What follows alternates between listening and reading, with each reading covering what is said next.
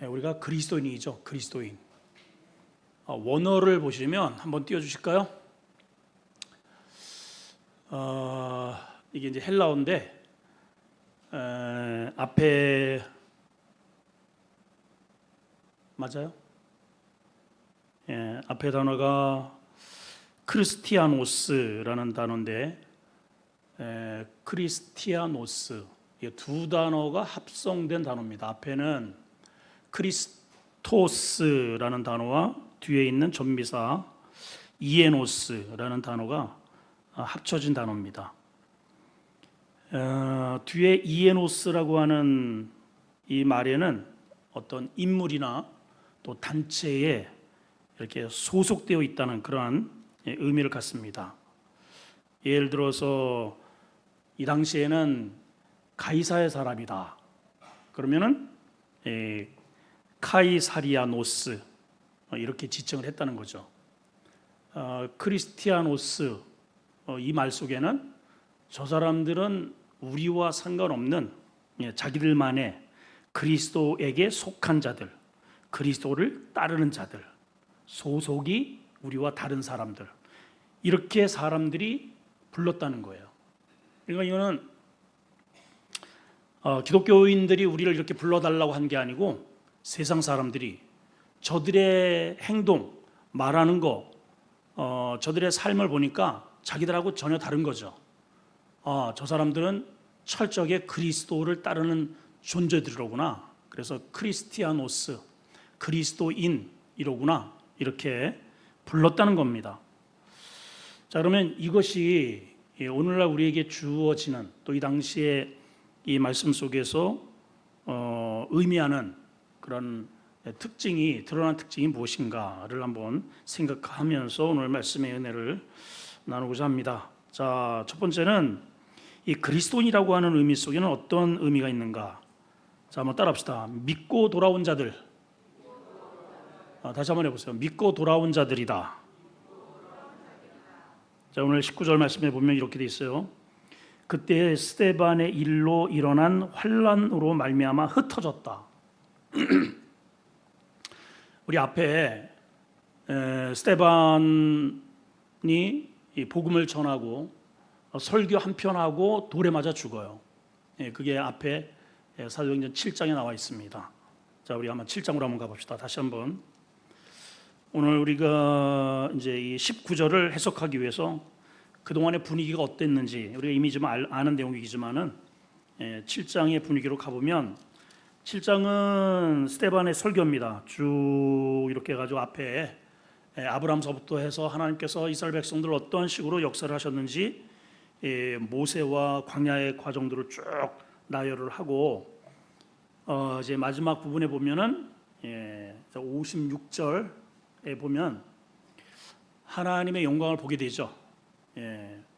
보라, 하늘이 열리고 인자가 예수님이 하나님 우편에 서신 것을 내가 보고 있다. 그랬더니 저들이 스데반의 설교에 감동을 받아서 회개한 게 아니고 일제히 귀를 틀어막고 달려들어서 돌로 스데반을 쳐 죽입니다. 그래서 59절에 보면 그들이 돌로 스데반을 쳐서 울부짖으면서 아버지여 내 영혼을 받으시옵소서. 예수 그리스도의 모습을 그대로 재현하듯 그렇게 해서 돌에 맞아 죽어요. 자, 이 이후에도 이제 8장으로 가보면은 사람들은 그가 죽음이 마땅하게 여겨요. 분위기가 그래요. 당연히 저런 놈은 죽어야지. 애도를 하거나 안타깝거나 우리가 너무 심했어. 이게 아닙니다. 그냥 당연히 죽어야 할 존재. 왜냐하면 신성 모독이고 율법에 절대적으로 그냥 법에 어울리지 않는 거죠. 그래서 8절 거기에 보면 이렇게 돼 있습니다. 그날에 예루살렘에 있는 교회에 큰 박해가 있어 사도 외에는 다 유대와 사마리아 모든 땅으로 뿔뿔이 흩어지게 되었다. 그리고 3절에 보면 사울이 교회를 어떻게 했다고요? 사울이 교회를 어떻게 했다고요? 잔멸을 해갑니다. 그러나 누구든지 예수 그리스도의 옛자만 나타나면 눈이 바짝바짝하고 잔멸을 해버리니까 똑같이 돌로 쳐 죽이든지 감옥에 보내든지 그냥 이거는 뭐 파리 목숨처럼 그렇게 아주 기세등등하게 이러한 분위기였단 말이죠. 자, 이런 상황에서도 이제 보면은 앞에 조금 더 이제 앞쪽으로 한번 가봅시다. 앞쪽에 보면은 이런 상황에서도 베드로도 끊임없이 복음을 전하고 스데반은 돌에 맞아 죽어가면서도 전하고 또 지금 흩어진 사람들이 오늘 이제 우리 본문 11장에 보면은 그 스데반 일로 인해서 지금 다 뿔뿔이 흩어진 상황입니다. 자, 그러면 조심해야 되잖아요, 여러분. 그렇지 않겠어요? 아니, 돌에 맞아 죽는 거로 봤잖아요. 그러니까 내가 이 복음을 어디에서든지 복음을 전하면 이 바울이 아주 사울이 그냥 잔멸을 하는 겁니다. 어디든지 쫓아가가지고 잡아들여서 옥에다 집어넣고 종교 재판으로 합법적으로 죽일 수도 있는 이러한 아주 위험천만한 그러한 무리 속에 지금 포함되어 있는 겁니다. 자, 그런데 이들이 오늘 말씀에도 그렇고 베드로도 그렇고 누구든지 흩어져서 빌립은 사마리아 지역으로 들어가가지고 사마리아는 더군다나 역사적으로 이스라엘과 아주 굉장히 악감정을 가지고 있는 그런 동네인데 거기 가가지고 그들에게 복음을 전하더라는 거예요. 복음을 전해요. 오늘 여기 본문에도 보면은 이렇게 환란이 어마어마하게 일어난 이런 상황에서도 흩어졌습니다. 그러면 쥐 죽은 듯이 이렇게 있어야 되는데 거기 가서도 막 적극적으로 복음을 전하더라는 겁니다. 자, 그러면 우리가 한번 우리의 상황과 이들이 믿는 이들은 도대체 뭘 믿었을까? 그리고 내가 똑같은 예수 그리스도를 믿는다면 나는 지금 무엇을 믿고 있는가? 그래서 이들의 믿음과 나의 믿음을 우리가 한번 이렇게 비교를 할 필요도 있고요. 도대체 이런 상황에서 이들은 도대체 이러한 죽음의 그러한 문턱에서도 어떻게 도대체 무엇이 이들로 하여금 복음을 그렇게 전하도록 했을까? 이거 우리가 한번 살펴봐야 되지 않겠어요? 자, 4장으로 가봅니다. 4장. 베드로를 먼저 감옥에다가 가두고 두들겨 패버렸습니다. 그러고 나서 이제 뭐 특별한 잘못이 없거든요. 종교 재판을 해도 털어서 먼지가 안 나요. 그러니까 이제 어쩔 수 없이 사람들 의식도 있고 그래가지고 풀어주기는 하는데 풀어줄 때 그냥 풀어준 게 아니고 단단히 아주 협박을 하고 약속을 받고 풀어줍니다. 그게 뭐냐면 자 17절 보세요. 이제 16절에도 보면은 15절 자 알았어 너희들 이제 공회에서 나가. 그래서 이제 합법적인 공의회 사내들인 공의회에서 이들을 이제 내보내는데 내보내는 이유가 이거예요. 16절 보면 이 사람들 어떻게 할까?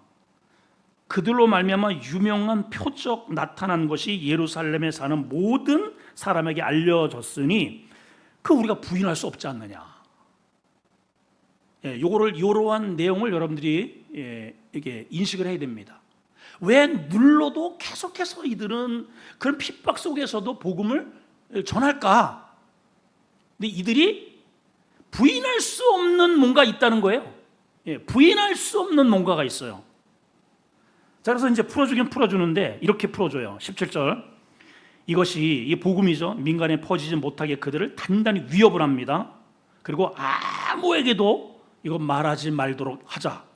그래서 18절 그들을 불러서 경고를 합니다. 너희들 나가가지고 절대로 이 복음을 전했다가는 다시 잡아들여서 그때는 이거로 안 끝나 죽여버릴 거야. 이렇게까지 위협을 했단 말이에요. 자, 그러면 이들이 그러한 위험을 알았잖아요. 야, 이거 조심해야 되겠다. 괜히 이 복음 전하다가 진짜 이거 우리 목 날아가게 생겼네. 그리고 우리 좀 가려서 하자. 이래야 되는데, 자 베드로와 요한의 대답입니다. 19절 시작. 베드로와 요한이 대답하여 이르되 하나님 앞에서 너희 말을 듣는 것이 하나님의 말씀을 듣는 것보다 옳은가 너희가 판단해봐.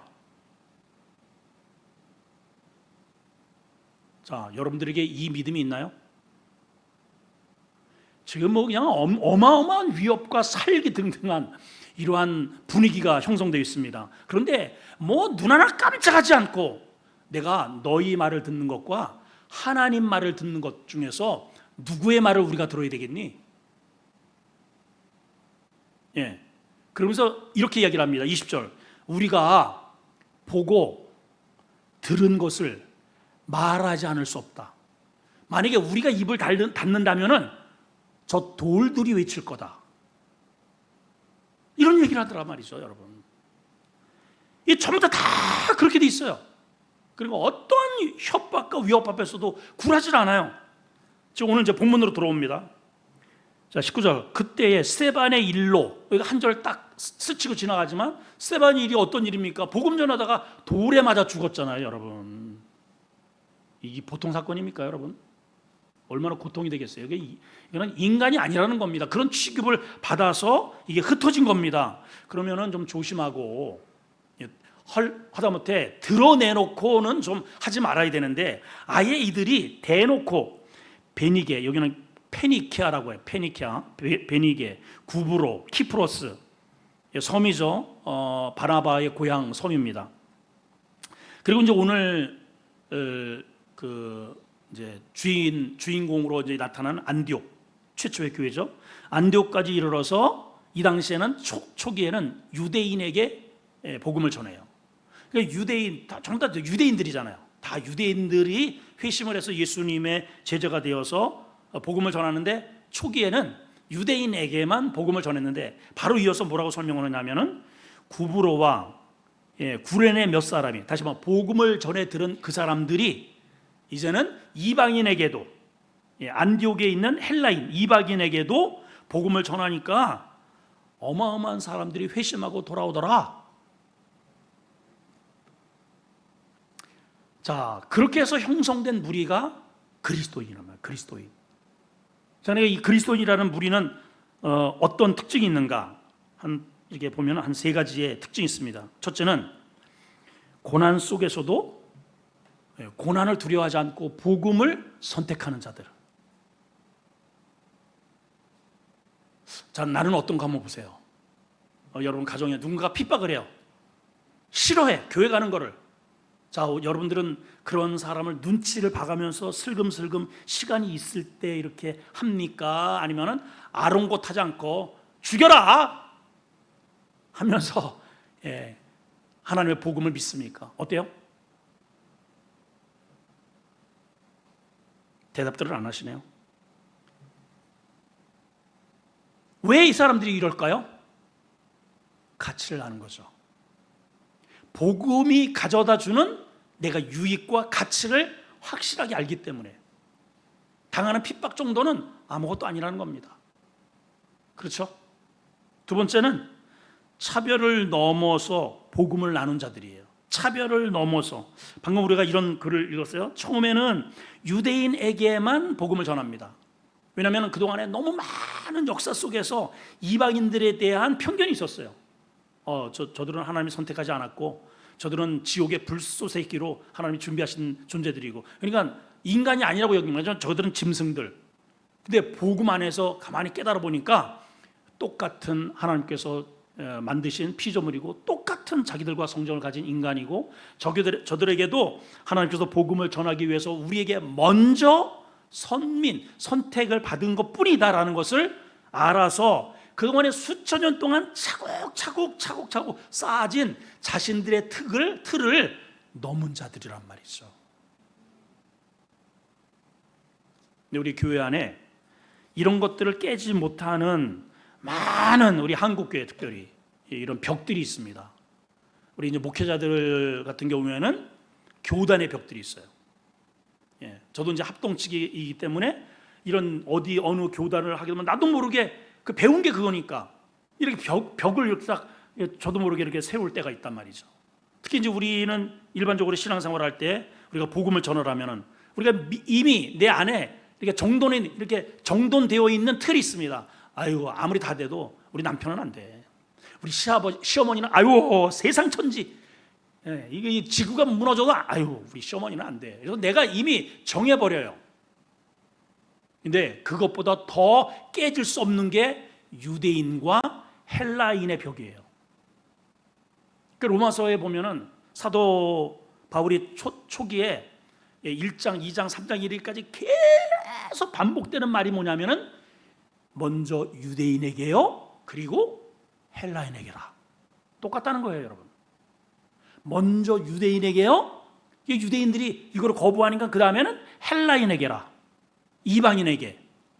그래 우리가 예수를 믿음으로 인해서 저희들 아직도 이스라엘은 유대주의자들은 절대로 우리 이방인들을 인간같이 취급하지 않습니다. 지금도 똑같아요. 여기서 지금도 레위 사람들을 찾고 있고, 그래서 어디에겐가 숨겨져 있을 만한 그런 에봇과 하나님이 지어주신 그 아론의 그 에봇 있잖아요. 그 다음에 십계명만 발견되는 순간에는 성전을 똑같이 지어서 짐승을 잡아서 드리는 예배를 지금 하고 싶은 거예요. 그래서 전 세계에 레위 후손들은 나오시오. 근데 지금까지 한 명도 나타나질 않아요. 그래서 못하는 거예요. 그 하나님이 지금 봐봐요. 지금 그 역사 속에서 티투스 그 폼페이 그 장군에 의해서 64년에 나라가 폭삭 망했잖아요. 다 허물어지고 이방인에게 무려 2000년 동안 디아스포라로 그렇게 이제 살아만 했는데, 어쨌든 그 귀한 보물단지 그걸 어디에다가 이들이 분명 유대인들이 숨겨놨을 거란 말이죠. 숨겨놨단 말이에요. 그럼 하나님의 뜻이라면 그걸 발견하면 되는데 발견을 하나님께서 못하게 하시는 거예요. 이해가 되시죠? 왜 그럴까요? 그게 발견되는 순간 복음이 무색해진단 말이죠. 그건 하나의 징검다리일 뿐이라는 겁니다. 자, 세 번째는 복음으로 준비된 사람들이에요. 이 사람들은 철저하게. 자, 23절 한번 보실까요? 시작.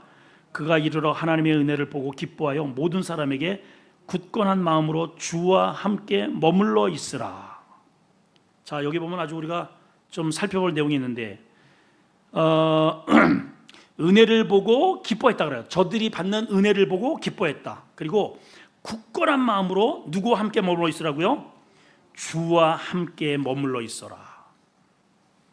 여기 머물다라고 하는 원어를 보게 되면 여기도 재미난 표현이 있습니다. 이 원어가 메노라고 하는 단어인데, 이게 어떤 뜻이냐면은 이게 견고한 움직이는 말뚝에다가 이렇게 묶어 놓는다는 뜻이에요. 자, 우리가 그럼 어디에 이렇게 꽉 묶어져야 되느냐? 유대인들은 그동안에 율법에 자기의 모든 전 삶을 여기다 꽝꽝꽝꽝 묶어놨습니다. 절대로 안 풀려요, 이게. 예수님이 이 율법에 묶여있는 자들을, 그러니까 이걸 철저하게 지켜야만 천국 간다고 하는 이들을 너희들 못 지킨다니까. 10계명 중에서 단 한 계명도 하나님이 원하는 수준에 못 지켜. 너희들은 지킬 능력도 안 돼. 이거는 지키라고 준 게 아니고 이 율법 앞에 너희가 얼마나 큰 죄인인지 1계명, 2계명 이걸 알면 알수록 내가 죄인 중에 큰 괴수로구나. 주님 나 어떡해요? 이렇게 손들라고 주신 거야. 근데 유대인들은 아니야. 우리 지킬 수 있어. 열심히 지금 지키고 있는 거야. 우리만이 하나님께서 율법을 수여하셨고 우리는 열심히 지켜가는 사람이니까 우리는 하나님의 백성, 선민이야. 이러고 있는 거죠. 근데 주님이 그러고 있는 이들을 향해서 예수님께서 뭐라고 말씀하셨냐면 이렇게 얘기하셨어요. Son of snakes. 무슨 뜻이에요? 이 독사의 자식들아. 자기들은요, 독사의 자식이라는 게 무슨 자식이에요? 마귀 새끼들이라는 거예요. 마귀 새끼들. 자기들은 자기들 위에 없다는 거죠. 아니 우리가 천국 안 가면 도대체 누가 간단 말이냐. 하나님이 우리를 선택하셨고 우리에게 율법이 있고 할례를 받았고 열심으로 이걸 지키기 위해서 그냥 밤낮으로 그냥 흔들면서 암송을 하고 기도를 하고 이러고 있는데, 아니 우리가 안 가면 누가 가냔 말이야. 이러고 있단 말이죠. 근데 주님의 시각으로 봤을 때는 하나도 변한 게 없는 거예요. 그 깨꿀난 그들의 의의를 가지고 오히려 사람들을 정죄만 하고 있는 것이죠. 지금 이해가 되시죠?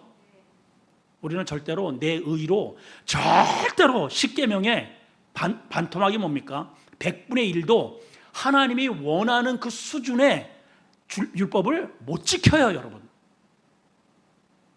그래서 우리가 신앙생활 하면서 조심해야 할 게 뭐냐면은 누구를 이렇게 정죄하는 겁니다. 누가 많이 정죄하냐면은 열심히 믿는 사람들이 정죄를 해요. 기도 많이 하는 사람들, 성경 많이 아는 사람들, 봉사 많이 하는 사람들이 그렇게 안 하는 사람들 보고 저리 가도 되겠어. 왜냐하면 난 이렇게 하니까. 근데 그거는 여러분, 이 사람 많이 해요. 이 사람은 못해요. 천국 가는 것과 아무 상관이 없어요, 여러분. 이건 아멘 하셔야 됩니다. 다시, 천국 가는 것과 아무 상관이 없어요.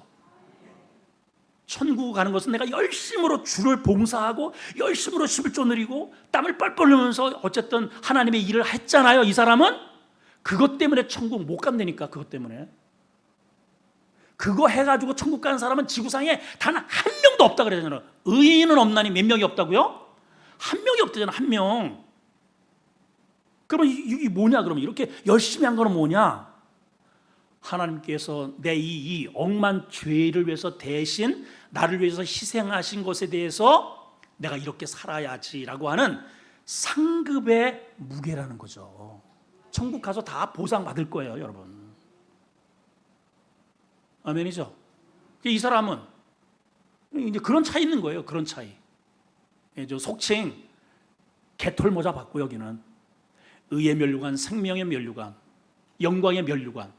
그런 자기 상급을 받는 거지. 이 열심히 이렇게 봉사하고 했다고 해가지고 저쪽 사람들한테 손가락질 할 게 아니다. 근데 우리 교회 안에는 그런 경우가 참 많아요. 그래서 편견을 가지고 있고 이게 선을 긋고 이 벽 깨기가 너무너무 어렵다는 것이죠. 자, 아무튼 여기 지금 바나바가 여기에 있는 이 사람들의 특징이 뭐냐? 하나님 앞에 묶여 있는 자들이에요. 전에는 어디에 묶여요? 이 이방 사람들은 저쪽에 로마라고 하는 그러한 정치적 세력에 자기를 묶어놨어요. 로마의 법이 곧 자기의 삶이에요. 로마가 가라면 가고 서라면 서고 하라면 하고. 근데 거기에서 이거를 자기를 떼어내어서 예수 그리스도에게 자기를 묶어 놓은 자들. 그 사람들이 저 친구들은 우리하고 다른데, 아니 죽인다고 해도 사자굴에 던져졌거든요, 그 당시에. 예. 그러면 엄청난 이 직장 생활이 안 돼요. 왕따를 당해요. 불이익을 당해요. 승진이 안 돼요. 가게를 열어도 그 집에 안 가. 그럼에도 불구하고 세상과 타협을 하지 않고 거기에 묶여 있더라는 거예요. 저놈들은 별종이야. 그래서 그들이 불러준 게 저들은 예수 믿는 그리스도인이래. 이랬다는 거죠. 자, 여러분 어떠세요? 직장에서, 가정에서 저희 아버님이, 저 어머니도 그렇고 저한테 그러더라고요. 저 찰자가 뭔지 아세요? 경기도 사투리라서 잘 모르시는군요. 예, 그런 의미가 있어요. 찰거머리라는 뜻입니다. 찰거머리. 아니 내 배에서 어떻게 저런 아주 그냥 독종이 나왔는지 모르겠다는 거예요. 두들겨 패도 안 되고 협박을 해도 안 되고 옷을 벗겨가지고 내쫓아도 안 되고 뭐 그냥 도끼로 찍고 그냥 막 그냥 작대기로 후들겨 패고, 그러고 나서 막 그냥 나중에 형이 막 그냥 이런 돌을 하나 해가지고 여기를 찍더라고요. 여기를 막. 예. 그래가지고 야, 이 꼬라지가 뭐냐 너. 야, 너 이래도 교회 갈래? 야, 그러지 말고 2달만 아버지 좀 마음 누그럴 때까지 2달만 좀 이렇게 눈치껏 좀 해라. 그러면 내가 그 뒤에는 내가 나서서 너 가도록 내가 밀어줄게. 요렇게 이게 협상을 해오더라고요.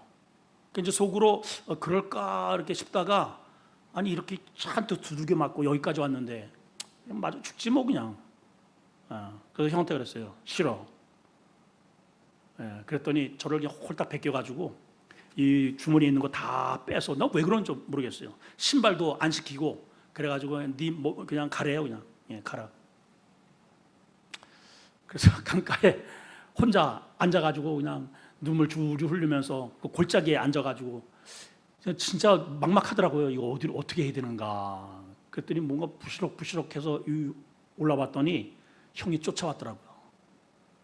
다시 끌려가가지고 하여튼 그런 역사가 있었습니다. 그러니까 부모님들이 그러는 거예요. 가족들이 저 찰짜배기, 저 찰거머리. 제가 그 어린 나이에 도대체 무슨 배짱으로 무엇을 믿고 그렇게 맞아가면서 예수님을 믿겠다고 했을까요? 다른 거 아니에요. 생명의 종려니까. 이게 다른 게 아니고 저한테 이게 딱 하나님께서 감동 주시는 게 이거예요. 내가 믿음을 포기하면 네 부모님은 지옥 간다. 딱 이거예요. 방법이 없잖아요. 지금 당시에 이 포천 이동에 있었던 박정희 대통령한테 표창장까지 받은 굉장히 유명한 이숙이라고 하는 여승입니다. 그 여자가 얼마나 거기 그 일대를 다 이렇게 어둠의 그런 불교로 주름을 잡고 있는지, 그걸 웬만한 그런 포천에 거기 군인 부대가 엄청나게 많잖아요. 그 스타들이 다 거기 와가지고 넙죽넙죽 절을 하면서 약을 받아가는 그런 여자예요. 근데 우연히 그런 분을 만나가지고 우리 누나가 죽을 병을 써놨고, 작은 누나가 이 구하나사 왔는데 그 치료를 받았고, 어머니가 중내산에 하다가 치료받았고, 그 무렵에 제가 예수를 믿게 되었거든요. 이게 그냥 꽝 부딪힌 거죠. 이해가 되시죠? 보통 사건이 아니었답니다, 여러분. 예. 왜 그런 과정에서도 포기를 할 수가 없었는가? 제 안에 하나님의 말씀의 생명이 역사를 하니까. 결국은 이기잖아요. 그 아버님이 예수 믿고, 예, 그 보살 같은 누나가 예수를 믿고, 여동생이 예수를 믿고.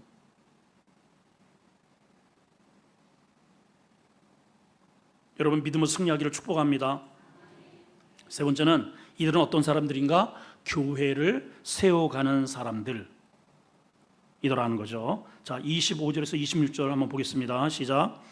바나바가 사울을 찾으러 다소에 가서 만남에 안디옥에 데리고 와서, 안 읽어요? 다시. 자, 읽으세요. 시작. 바나바가 사울을 찾으러 다소에 가서 만남에 안디옥에 데리고 와서 둘이 교회에 1년간 모여 있어 큰 무리를 가르쳤고, 제자들이 안디옥에서 비로소 그리스도인이라 일컬음을 받게 되었다. 자, 여기 보니까 바나바가 사울을 찾으러 다소에 갔다. 바나바는 이제 예루살렘에서 파송을 받아가지고 안디옥 교회에 와서 목회를 하고 있는 사람입니다. 그리고 나이로 본다면은 아버지 뻘이에요. 바울과 바나바의 관계 속에서. 근데 바나바가 다소에 있는 이 사울을 찾으러 갔다는 것이죠. 이유가 뭘까요? 왜 사울을 찾으러 갔을까요? 어린 사울을? 이들이 추구하는 목적과 동기가 같기 때문에 그래요. 여러분, 우리가 살아가고 있는 지금 우리 지금의 이 문화 속에서 한번 보십시오. 내가 누구를 찾아가고 누구를 부르고 만나는 것은 나와 가는 방향과 관심사가 같기 때문이에요. 그래서 낚시 좋아하는 사람들은 금방 친해져요. 예. 이게 자전거를 이렇게 이제 타다 보면은 자전거 하나 이렇게 쭉 끌고 가다 보면 혼자라도 이렇게 브레이크 쫙 갖고서 이렇게 보고 몇 마디 하면은 금방 친해지는 거예요. 관심사가 같으니까. 어이구, 어디에서 샀네요? 그 종류는 뭐예요? 아, 이건 얼마짜리고 어쩌고 저쩌고. 아, 이거는 문제가 있는데 뭐 그냥 와가지고 다들 모여가지고 이렇게 하면서 관심을 가져준단 말이죠. 관심사가 같으니까. 예, 이 사기치는 사람들도 보세요. 보이스피싱이나 지금도 이렇게 나라가 발전했는데도 여전히 그 사기꾼들이 뭐 그냥 뭉쳐가지고 이렇게 서로 일을 나눠서 아주 철저하게 완벽하게 애꿎은 그런 돈들을 쏙쏙 빼간단 말이죠. 그 왜 그럴까요? 그런 일에 관심이 같기 때문에 금방 하나가 되는 거예요. 자, 그렇다면 여러분, 하나님이 나를 이 땅에 보내셨어요. 이 생에는요 다시는 오지 않아요. 하나님이 내게 주신 이 생은 다시는 오지 않습니다. 그래서 일생이에요. 일생. 우리 이 생을 살지 않아요. 그렇죠? 여러분, 내 삶을 이렇게 돌아보면 여러분들이 지금 이렇게 돌아보면 젊었을 때가 있었단 말이에요. 처녀 시절이 있었고, 직장들 패동패동할 때가 있었고, 피곤을 모를 때가 있었고, 이런 시절이 있었어요. 돌아봤을 때 어때요? 좋은 날도 있었지만은 아고, 그때 좀 그렇게 할 걸. 제일 후회를 많이 한 사람들이 이런 걸 많이 후회하더라고요. 아니, 세상에 여기가 이렇게 발전이 될 줄 알았으면 그 버려진 땅 그거 좀 그때 사놓을 걸. 아이고, 여러분, 그때 없는 거나 지금도 한 20년이면 엄청나게 번화할 그 버려진 땅이 어디 있어? 그거 가서 사. 가서. 그야말로 저희 동네가 그래요. 경기도 양평 서중환 문호리 710번지 저희 집인데, 뭐 저는 이제 거기서 태어나가지고 거기서 자라서 초등학교, 중학교까지 잘했으니까 그야말로 그 우리 앞 맨날 거기 제가 올라가가지고 그 놀던 그 산, 그다음에 뭐 민둥산, 뭐 그때 그런 버려진 땅, 아니 진작에 뭐 조금 이렇게 해가지고 밭 해가지고 그 넓은, 그때 뭐 돈 얼마만 이렇게 들였으면은 그거 수천 평 샀어요, 수천 평. 예. 근데 서울 사람들이, 제가 이제 여기 도시 생활하고 한참 가가지고 시골에 내려가 보니까는 그거를 전부 다 서울 사람들이 사가지고 전부 다 거기다가 집을 짓고선 난리가 아니야, 난리가. 땅 한 편에 그냥 뭐 여기 수원하고 똑같아. 그러면 이제 올 때마다 저희 식구들이 이런 얘기를 합니다. 아이고, 누나들이 그래요. 진홍아, 그때 저거 좀 사놓을 거를. 그럼 우리 지금 아주 부자로 살 텐데. 제가 그러죠. 누나, 지금 그거 살 생각하지 말고 어디 20년, 30년 후에 그런 땅이 지금 또 있다니까. 그거 살 땅 있어 지금? 똑같아요. 별로 재미가 없나 보다. 자, 동질성이라고 하는 이야기를 하다가 이제 거기까지 흘러갔는데, 누구든 사람들은 자기의 관심사에 끌리게 되어 있고 하나 되고 뭉치게 되어 있단 말이에요. 여러분, 우리가 여기 보면은 바나바가 왜 저 멀리서 외지에, 그것도 다른 나라에 살고 있는 사울을 찾아갔을까? 동질성 때문에 그래요. 그러니까 여러분 봐봐요. 비록 여기 상촌이잖아요. 촌 중에서도 제일 상촌, 외진데, 차라리 잘 보이면은 제가 이제 우리 전임 사역자한테 기왕이면 우리 이렇게 나눌 때 조기를 해놓지, 조기는 코너고. 그래서 많은 사람들이 꼭 저쪽을 먼저 갔다가 우리 교회로 와. 왜냐하면 여기 안 보여. 그렇죠? 여기 오신 분들도 아마 느꼈을 거예요. 이렇게 오다가 보면은 여기도 교회 있네. 그리고 저기서 예배를 드리고 오다가 여기도 교회 있네 하고 왔다가 등록을 한대요. 그래도 얼마나 감사해요. 저기를 갔다가 우리 와서 등록을 하니. 근데 여러분, 무슨 말씀을 드리고자 하냐면, 위치나 장소나 거리나 상관없이 하나님의 동질성의 목표에 그 의미를 가지고 준비되면 하나님이 불러내시고 찾아내시고 뭉쳐주시고 같은 길을 걷게 하시더라. 이 이야기를 하고 싶은 겁니다. 여러분, 복음으로 준비되길 바라요. 여러분, 내 안에 교회는 다니면서도 엉뚱한 세상 것에 끊임없이 준비되잖아요. 그 사람이 찾아오게 돼 있어요. 내가 준비된 그 냄새를 풍기는 그런 것들이 찾아오게 돼 있단 말이죠. 그 일로 가게 되는 거예요, 여러분. 열심히 게임하고 술 마시고 막 그냥 교회는 다녀도 세속적인 것들을 열심히 준비하면 그 사람이 찾아와서 관심사 같으니까는 우리 좀 해봅시다. 그러면 이거 주의 일을 하다가도 놓고 거기 가서 있는 거예요. 그리고 10년, 20년 돌아보니까는 80세네.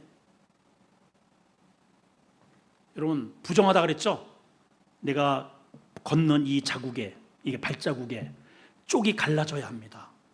내 발자국, 주님 발자국, 함께 주님과 걸어온 발자국이 찍혀져야 돼요, 여러분. 하나는 그거를 보시면서 상급의 무게를 재신단 말이에요.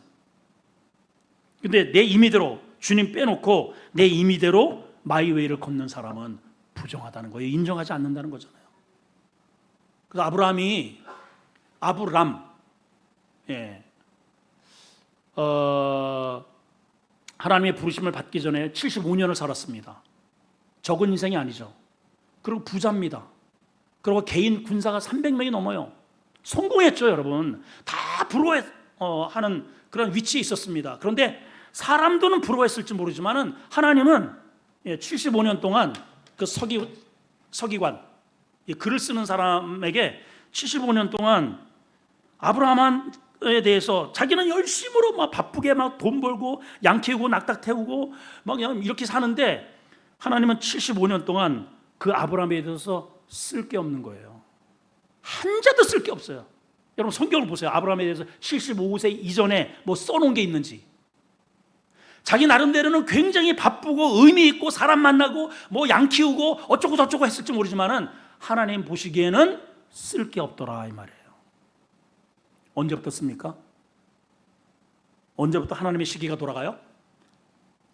하나님의 콜링을 받는 그 순간서부터, 그때부터 열심히 전부 아브라함이 이야기하는데, 그때부터는 아브라함이 이랬더라 저랬더라 아들을 드렸대더라 애굽으로 갔대더라 제단을 쌓았대더라 할례를 받았대더라 뭐 어쨌더라 저쨌더라 조카 롯을 위해서 기도했대더라.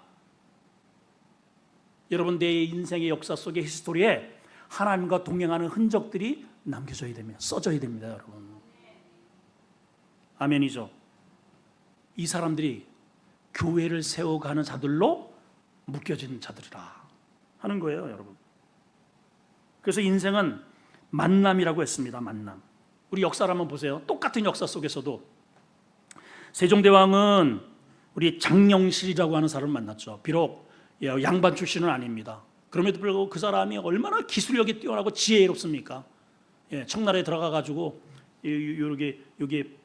여기에 뭐 여러 가지 씨앗도 가져오면서 거기에 있는 모든 시각들 머리에 이제 못 가져가니까 다 머릿속에다 암송을 해가지고 우리 나라에 들어와 가지고 얼마나 많은 그런 발명품을, 근데 그걸 세종이 다 만들었나요? 세종이 한글을 창제했나요? 아니에요 여러분. 누가 했어요? 다 그 부하들이 한 거예요. 백성들이 한 거예요. 준비됐으니까, 성군으로 준비되니까 하나님이 그렇게 붙여주셔가지고 그 일을 하게 했는데, 그 모든 영광은 누가 받았어요? 세종이 가져가는 거예요. 다 이겁니다 여러분. 내 배후에서 모든 일들을 가하게 하고 하게 하는 분은 성령이에요. 성령께서 역사하셔요. 그런데 그 모든 것들을 나를 통해서 내가 그분을 인정하고 성령과 내가 연합하고 목적을 하나 딱 하면은 모든 이름을 내 이름으로 다 하나님께서 역사를 하시고 천국에 가서 성령이 하셨는데 성령은 빠지고 내 머리에다가 관을 씌워주시더라는 거죠. 여러분 이렇게 살고 싶지 않으세요? 어차피 한 일생 하는데, 그렇죠? 똑같은 역사 속에서도 여러분 수양대군 보죠. 수양대군 이거 영화로도 나왔잖아요. 그 수양대군 밑에 누가 있었습니까? 그 유명한 한명회라고 하는 사람이 있었단 말이죠. 그 욕심 때문에 얼마나 사악한 일을 많이 합니까? 역사 드라마에 제일 많이 나온 사람이 한명회입니다. 그렇죠? 왜냐하면 관심사가 똑같기 때문에 그래요. 둘이 하는 일 한번 보세요 여러분. 성경도 똑같아요. 다윗이 요나단을 만나서 그 친분 관계를 통해서 그 격정의 시대 속에 얼마만큼 믿음으로 아름다운 족보를 남겼는지. 근데 똑같은 아들인데 압살롬은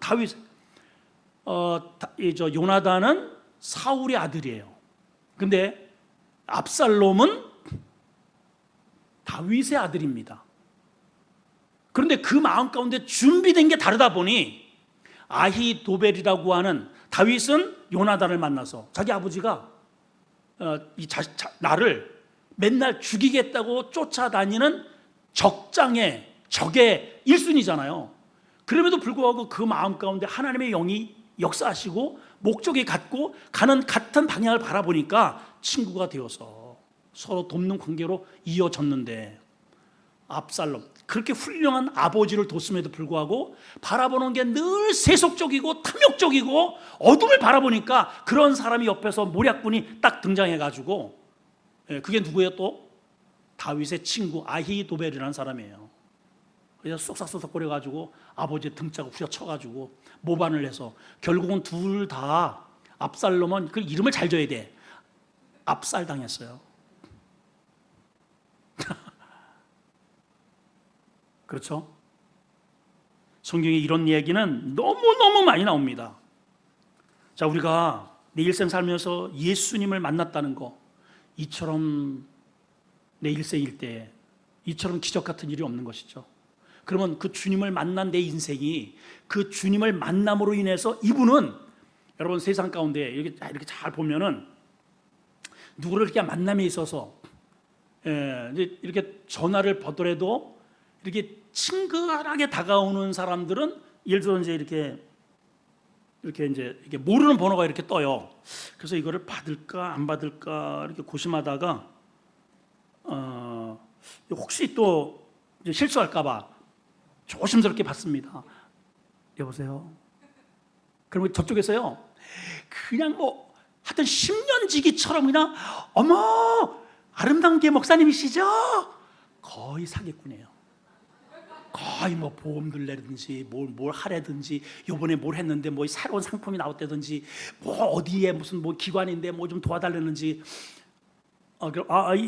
지금 회의 중이라서요 죄송합니다.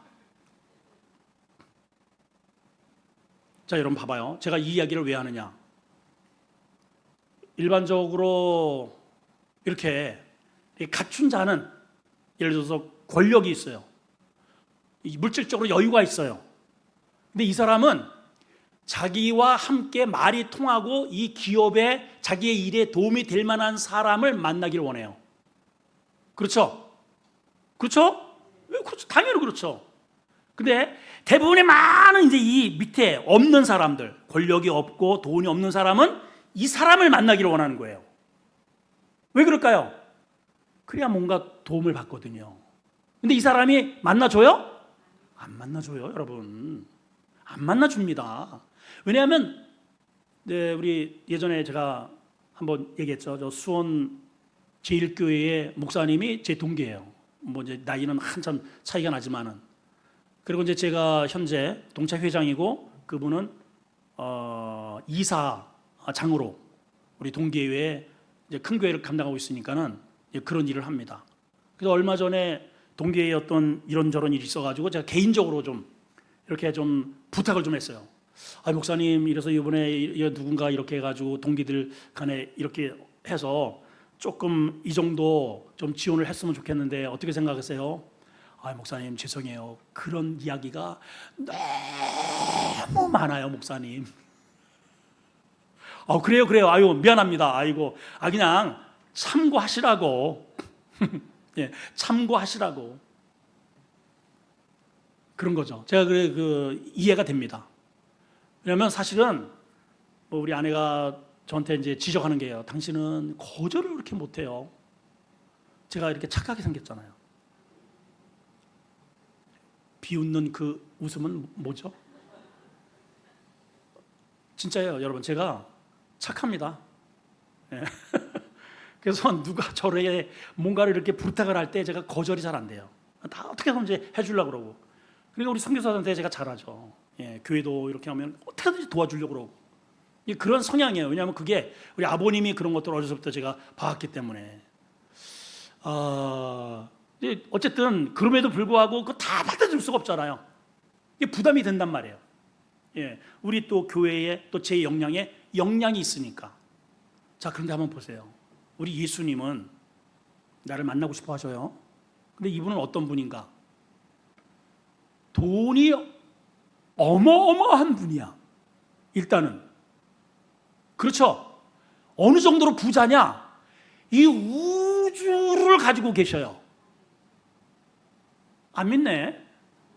너무 부자라서 이게 감이 안 오시는 모양인데 능력이 제한이 없어요. 이 우주의 만왕이래요. 여러분 만날 수 있어요? 그런 분을? 있어요? 없어요? 택도 없죠. 택도 없어요, 여러분. 우리 같은 이런 죄인, 죄 덩어리가 어떻게 그런 분을 만납니까? 예. 그리고 민구스럽게 맨날 이렇게 저주하다가 맨날 그 과거에 그런 일들이 있는데 어떻게 뻔뻔스럽게 해가지고 저 좀 구원해 주세요. 저 이런 죄를 졌는데 또 용서해 주세요. 이런 얘기를 어떻게 뻔뻔하게 하냔 말이에요, 우리는. 근데 이분이 오히려 먼저 와가지고 그렇게 하래요. 수고하고 무거운 짐은 다 가져오래요. 근데 문제가 뭐야? 우리가 그렇게 안 해요. 주님은 나를 만나기를 원하고 나를 도와주기를 원하고 나와 늘 함께 하기를 원하는데 내가 안 해, 내가. 참 희한하죠, 여러분? 왜 그러는가 그러면? 나는 돈이 필요하고 능력이 필요하고 건강이 필요하고 치료가 필요하고 우리는 부족한 사람들이에요. 전부. 그래서 우리는 어떻게든지 능력 있는 사람을 만나기를 원해요. 찾아가기를 원하고 아플 때 의사 찾아가고 그래야 내가 나으니까. 근데 진짜 의사가 주님이시잖아요. 진짜 나를 부여해 가실 분이 하나님이시란 말이에요. 그분은 나를 매일같이 만나기를 원하고 가까이 하기를 원하고 오래 있기를 원하고 이러는데 내가 자꾸만 이렇게 손을 뿌리친단 말이죠. 왜 그러는가? 그게 바로 어둠의 영과의 전쟁에서 내가 지기 때문에 그런 거예요. 마귀에게 속는 거죠. 예. 하나님을 보면서도 100% 내가 그분을 믿지 못하고 이쪽에 보이는 세상의 것에 여기에 의존을 하기 때문에 왔다리 갔다리 믿음이 이렇게 왔다리 갔다 한단 말이죠. 근데 이 초대교회의 이분들은 어떠냐? 100% 자기의 모든 것들을 올인한 사람들이에요. 올인하니까 이러한 어마어마한 역사가 이루어지더라는 거죠. 그래서 최초로 자 보세요. 이 당시에 이들이 예수 그리스도를 주라고 불렀습니다. 로드, 주. 주라는 말은 큐리오스라고도 하고 본래 이 당시에는 일반 사람들이 불렀던 그런 주라고 하는 단어가 뭐냐면 헬라 사람들은 카이사르라고 불렀어요. 한번 해봅시다. 카이사르. 그 이름이 아니에요. 옥타비아누스라는 로마 황제의 이름이 옥타비아누스입니다. 그래서 자기가 황제가 되어서 이름을 바꿨어요. 앞으로 나를 부를 때에는 카이사르라고 불러라. 내가 너희의 주야, 주. 그래서 주님이 오실 때 이 주변에 있는 모든 나라를 다 점령해 놓고 카이사르라고 부르게 했단 말이에요. 그 다 황제가 뜨면 황제를 향해서 다 거기에다가 절을 하고 카이사르, 당신이 우리를 안녕을 지켜주고 우리의 행복을 지켜주고 당신 때문에 우리가 먹고 살고, 그래서 카이사르를 옥타비아누스로 안 부르고 카이사르라고 불렀다 이 말이에요. 주라고. 근데 저 한 무리가 있는데 안 불러 그렇게. 그리고 누구한테 주라고 불리냐면은 예수 그리스도를 주라고 부르더란 말이에요. 돌에 쳐 죽여도 안 바뀌고 감옥에 쳐넣어도 안 바뀌고, 그냥 본 앞에서 그냥 검투사의 놀이개감이 돼도 노래를 부르면서 내 주를 가까이 하면서 그러고 가더란 말이에요. 여러분, 야, 쟤들은 대차게 안 서는구나. 쟤들은 확실히 소속이 예수 그리스도에게 소속된 자들이로구나. 그래서 그리스도인들 이렇게 부르게 된 거예요. 그 말 속에는 소속이 세상과 다른 자들, 어떠한 핍박을 가해도 믿는 자들, 그 소속을 버리지 않는 자들이라는 뜻인 거예요. 세상 사람들이 이것을 조롱하고 비난의 용어로 그래서 세상 사람들이 불렀는데 이들은 그 이야기를 들으면서 그렇지, 오히려 내가 제대로 믿고 있구나. 그래서 그리스도인이라는 그런 유래가 쭉쭉쭉쭉 내려와서 여기까지 이른 겁니다. 자, 우리 스스로가 그리스도인이라고 그래요. 우리에게 이런 소속감이 있어야 됩니다. 어떤 고난 핍박에서도 포기하지 않는 믿음의 지조가 있어야 합니다. 이게 그리스도인이에요. 따라합시다. 소속. 크게 앞서 소속. 두 번째는 나의 선택이에요. 이건 누가 시켜서 한 게 아니에요. 이들이 그렇게 선택한 겁니다. 고난을 선택하고 기꺼이. 뻔히 이거 그리스도에게 소속되면은 세상에서 돈 못 벌고 핍박당하고 승진 안 되고 이걸 알지만은 이거보다 세상에서 이렇게 취급을 받는 이거보다 얻는 이 영광보다 하나님을 믿는 이 영광이 이 비교도 되지 않으니까, 이건 비교라고 할 수가 없는 거죠. 비교도 되지 않으니까 기꺼이 내가 선택을 한 겁니다. 이게 그리스도인이에요. 여기에는 최고의 영광의 자리에 초대받은 자리라는 것입니다. 이러한 은혜를 누리게 되기를 축원합니다. 주님 감사합니다. 우리가 그리스도인입니다. 초대교회의 그리스도인들은 이랬습니다. 황제에게 불렀던 주를 예수 그리스도라고 불렀습니다. 직장생활, 경제생활, 또 엄청난 핍박, 아랑곳하지 않고 그들은 예수 그리스도를 선택한 사람들, 그 사람들이 그리스도인입니다. 그리고 최고의 영광의 자리에 우리 하나님의 초대를 받은 자들이 그리스도인들입니다. 이러한 자부심으로 초대교회 성도들은 믿음을 지켜냈습니다. 교회를 함께 세워갔습니다. 함께 같은 방향을 바라보고 하나님의 영광을 드러냈습니다. 두려워하지 않고 핍박 중에서도 어딜 가든지 복음을 전했던 그 예수 그리스도를 자랑스럽게 소개했던 자들입니다. 오늘날 나의 모습은 이름만 혹시 가지고 있지는 않는지, 사대교회처럼 이름은 있으나 실상은 죽은 자로다, 이러한 말을 듣고 있는 교회 성도는 아닌지 우리 자신들을 돌아보고 우리 초대교회 이 성도들처럼 생명력 있는 그리스도인으로 거듭나게 하여 주시옵소서. 예수님의 이름으로 기도합나이다. 아멘.